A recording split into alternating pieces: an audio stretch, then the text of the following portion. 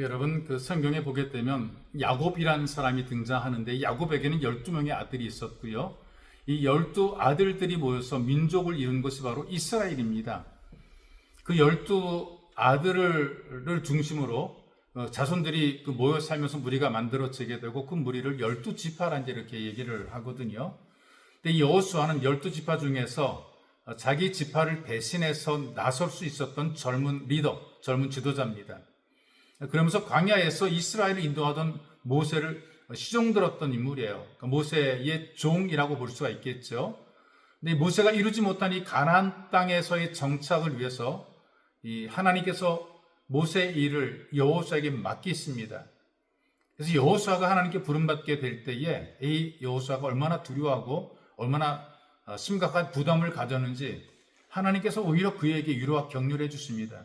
이유가 뭐냐 하면 이 모세를 시종들면서 백성들의 완악함 또 모세의 속상함을 목격을 했어요. 가까이 있으면서 백성들이 불순종하고 목이 곧은 백성, 고집이 센 백성이고 또 모세를 얼마나 속상하게 했는지 모세가 많이 마음고생하는 것을 가까이서 보았단 말이죠. 유능했던 모세가 인도할 때도 무리들이 모세를 거스리고 간에 안간에 산에 중례하면서 모세를 힘들게 했단 말이에요. 소위 말하는 이런 꼴통 같은 백성들을 자기가 인도해야 된다는 말이죠. 그리고 인도해서 가나안 땅에 정착시켜야 되는 엄청난 중요한 사명을 받게 된 겁니다. 그러니 모세의 말도 거스리던 사람들이 자기를 얼마나 우습게 볼까라는 두려움이 있었던 것이죠. 그 마음이 심란합니다. 그때 하나님께서 이 여호수아에게 말씀을 주시는 거죠. 두려워 말라 말씀을 주면서 격려하죠. 그러니 여호수아가 그 말씀을 믿고 나간 것입니다. 말씀을 믿고 나갈 때에 이게 잘되는 믿음이 되는 거예요. 그래서 제가 여러분들에게 도전 주는 말씀인 여호수아서 1장 1절에서 5절까지 말씀을 여러분들 귀에 들려드리겠습니다.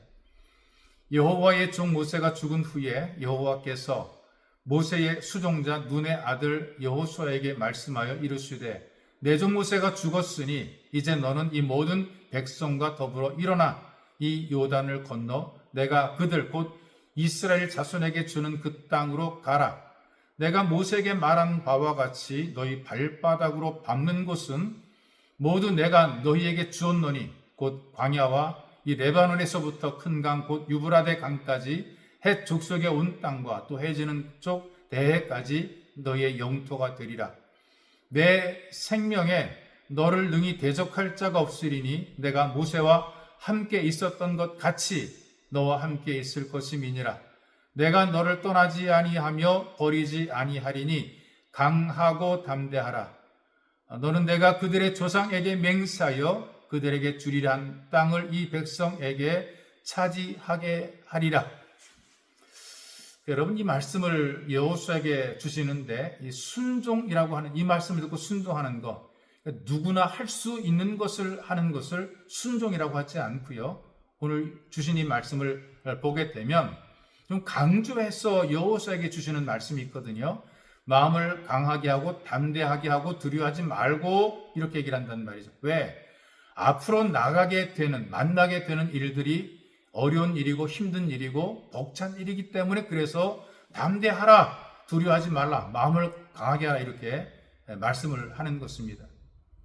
여호수아가 가나안 땅에 들어가는 길이 쉬운 길이 아닌 거예요. 어렵습니다. 제일 먼저 만난 문제가 뭐냐면 그들 앞을 가로막고 있는 요단강이 이제 가장 큰 문제가 되고요. 요단강을 딱 건널 당시가 어떤 때냐 하필이면 장마철이에요. 막 물이 넘쳐 흐릅니다. 광투까지 막 넘쳐 흐르는 이제 그런 홍수의 시기란 말이죠.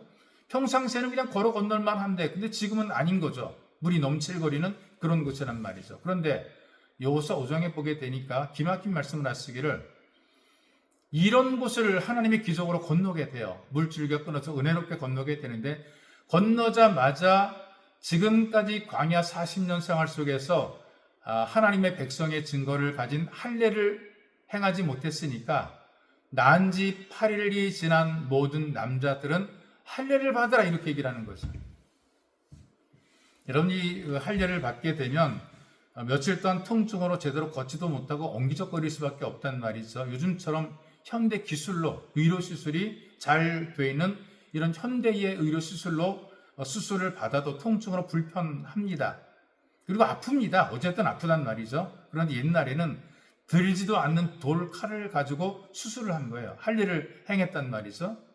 그러니 모든 남자들이 할례를 받은 이후에 다 앓고 있을 수밖에 없단 말이죠. 요단강을 건너기 전에 말씀하신 것도 아니고요. 건너와서 완전히 적진의 턱 앞에서 뒤로 돌아갈 수 없는 그런 상황 속에서 할례를 행하라 그랬단 말이죠. 도망갈 길도 막혔어요. 싸워야 될 성 앞에서 할례를 행하라 그랬단 말이에요. 이거 순종하는 거 어렵습니다. 이걸 그대로 행하는 것은 굉장히 어려운 상황이란 말이에요. 현재 지금 현실이 죽느냐 사느냐 문제란 말이에요. 작전상으로도 이거는 아니에요. 상식적으로도 이거는 제정신이 아닌 거죠. 지금 뒤에는 물이 막 넘실거리면서 요단강물이 막아섰습니다. 그런데 은혜로 여기를 건너오게 하신 분이 하나님이거든요. 그렇다면은 하나님께 사시는 말씀을 믿고 순종해 보는 거죠. 그래서 기꺼이 말씀대로 순종하죠. 할례 받고 고통 중에 있을 동안에 하나님께서 보호해 주십니다. 사람은 불안하지만 하나님께서 보호해 주신다. 이게 믿음이란 말이죠.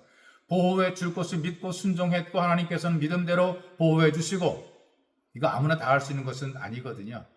믿음을 가진 사람만이, 잘 믿는 사람만이, 잘 되는 믿음을 가진 사람만이 이 믿음으로 순종하는 것입니다. 그리고 순종하라고 할 때 순종하게 되면 거기 기적이 있는 거죠. 그리고 기적을 체험하는 것입니다.